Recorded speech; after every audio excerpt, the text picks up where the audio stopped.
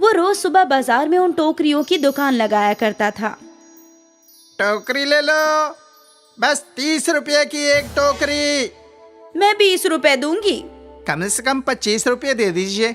देखिए ना कितनी मजबूत हैं ये टोकरियाँ। 20 में देना है तो दो।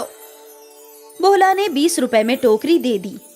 भले ही उसे कम पैसे मिलते थे, लेकिन भोला अपने काम से खुश था। उसे टोकरियां बनाना बहुत पसंद था। रघु और भीकू को भोला से बहुत हसद होती थी, इसलिए वो आए दिन उसे सताने के लिए नए नए बहाने तलाशते रहता था। कितनी टोकरियां फरोख्त करेगा रे बोने?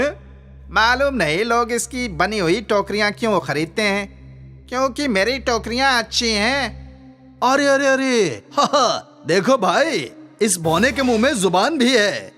हाँ, और वो भी बहुत लंबी हो गई है। रघु और भीकू टोकरियां तोड़ने लगे।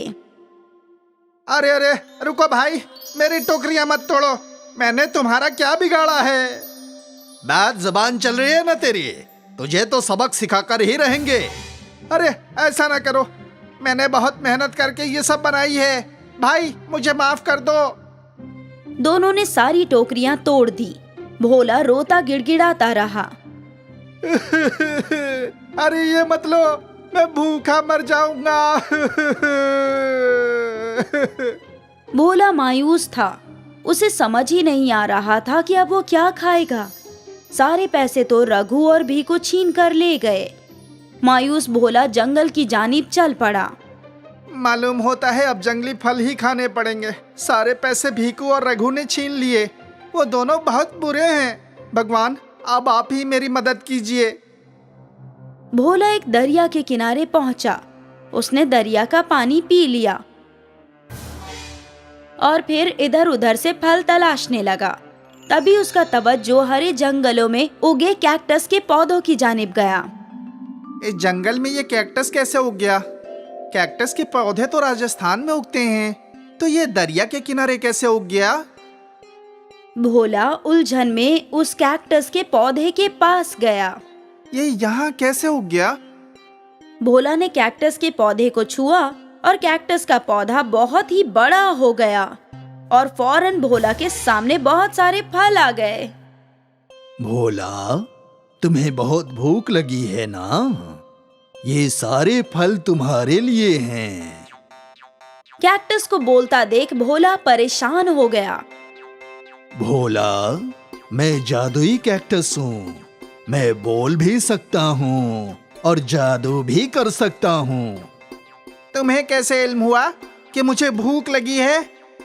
मुझे सब इल्म है, ये भी कि तुम्हें बहुत भूख लगी है और तुम्हारे पास खाना खरीदने के लिए पैसे तक नहीं हैं। वो तो सही बात है, हाँ। लेकिन तुम फिक्र ना करो, मैं तुम्हें खाना दूंगा। जादुई कैक्टस ने भोला के सामने ढेर सारे पकवानों की एक टोकरी भरकर रख दी। पकवानों को देखकर भोला नोश फरमाने लगा। ये सब तुम्हारे लिए है, ये सारी टोकरी लेकर घर जाओ। शुक्रिया। खाने की टोकरी लेकर भोला जैसे ही अपने घर पहुंचा तो उसने देखा कि रघु और भीकू वहीं खड़े थे। भोला के हाथ में पकवानों की टोकरी देखकर भीकू ने वो टोकरी भोला से छीन ली। कहाँ से चुरा कर लाया है ये खाना? अब तू चोरी भी करने लगा? नहीं, मैंने ये सब चुराया नहीं है। तो ये सब तुझे किसने दिया? नहीं बता सकता। नहीं बताएगा? नहीं। इस चोर को तो सजा मिलनी ही चाहिए। और गुस्से में रघु और भीकू भोला की झोपड़ी तोड़ने लगे। अरे नहीं नहीं, मेरा घर मत तोड़ो, ये मेरा घर है। रघु और भीकू ने उसके झोपड़ी तोड़ दी। निकल जा, इस गांव को छोड़कर निकल जा। फिर कभी अपनी ये बदबख्त शक्ल वापस गांव में मत दिखाना। भीकू और रघु भोला को धक्के मारकर गांव से बाहर निकालने लगे। भोला रोते हुए उस जादुई कैक्टस के पास गया। गांव वाले नहीं चाहते कि मैं गांव में रहूं। अब मैं कहां जाऊं? मेरा घर भी तोड़ दिया। भगवान कितना बेरहम है। ये सब दिखाने से कबल मुझे मार देना चाहिए था। नहीं भोला, ये तुम गलत सोच रहे हो। इसमें तुम्हारी गलती नहीं है। वो दोनों बुरे लोग थे। लेकिन उन लोगों ने मेरा घर तोड़ दिया। अब मैं कहाँ रहूंगा? यहाँ रहो मेरे साथ, मेरी जादुई दुनिया में। जादुई कैक्टस एक बहुत बड़े घर में तब्दील हो गया। मेरी जादुई दुनिया में तुम्हारा खुशामदीद। अब ये घर तुम्हारा अपना है।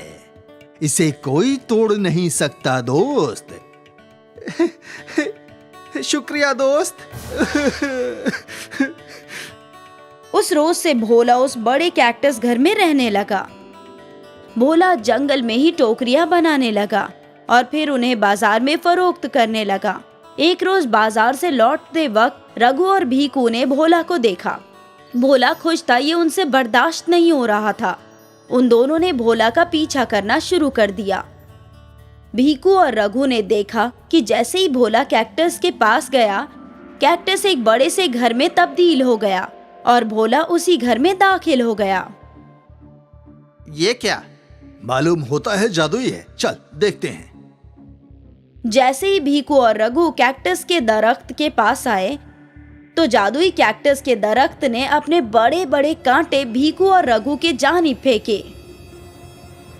आ, आ, आ, आ, आ, अरे बचाओ, बचाओ, बचाओ, बचाओ।